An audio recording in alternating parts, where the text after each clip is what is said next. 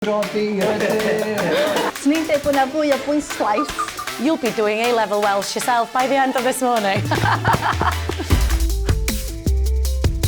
Nid yw prifysgolion yn cynnig cyrsiau yn y Gymraeg. Na, da ni wedi penderfynu bod hwn fawr iawn hwnna. Os ti'n mynd i Brifysgolion Cymru, yn amlwg maen nhw'n mynd i gynnig cwrs yn y Gymraeg. Falle bod angen mwy o prifysgolion i gynnig cyrsiau Cymraeg, ond ar hyn o bryd dwi'n meddwl bod yna ddigon o ddewis. Cymraeg yn ymwneud yn bennaf a barddoniaeth ganoloesol. Chydig bach o wir, so nawn ni roi hwnna a hwnna. Dio ddim yn ymwneud yn bennaf o gwbl, ond mae'r elfen yna. Cwrs di newid gymaint mae'n paratoi chi ar gyfer byd gwaith. Be fath o bethau da ni'n neud? Agwedd sgwennu creadigol, gweddol gyfieithu. Weithiau modern fel y ffilm, barddoniaeth modern gan ferched a dynion, nofel fodern, felly dydi o ddim am yr hen Gymraeg i gyd. Mae tygau Cymraeg yn ddigon. Gai. Wel, mae'n gallu bod yn hanner a hanner weithiau.